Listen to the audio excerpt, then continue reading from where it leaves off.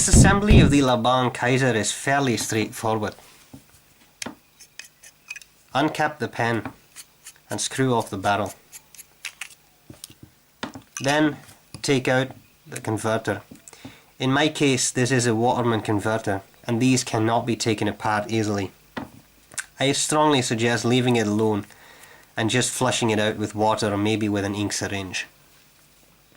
The nib and feed are friction fit and can therefore be pulled out straightly for cleaning or swapping of nibs. As you can see, there is a slightly wider spot on top of the section. That is where the nib goes into. The narrower part below that is obviously for the feed.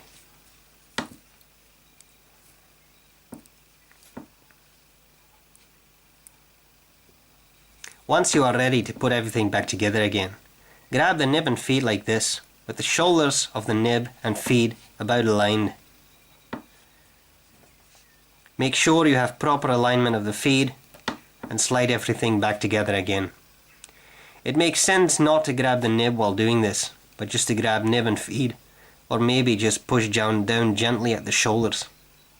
Do not squeeze too hard there, as that may make the nib behave a little bit differently, either make it wetter or drier depending on where you hold it. An interesting feature of this pen is that you can unscrew this part of the barrel, making it easy to clean should you spill some ink in there, although usually that's unlikely to happen. Be careful you do not lose this little ring. And this blind cap, it's interesting, although it does not really have a function, as it is impossible to operate the converter with this Oh, look at that.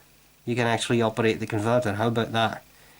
However, I don't think it's actually possible to do so, because once you do this, you will lose the actual touch with the converter.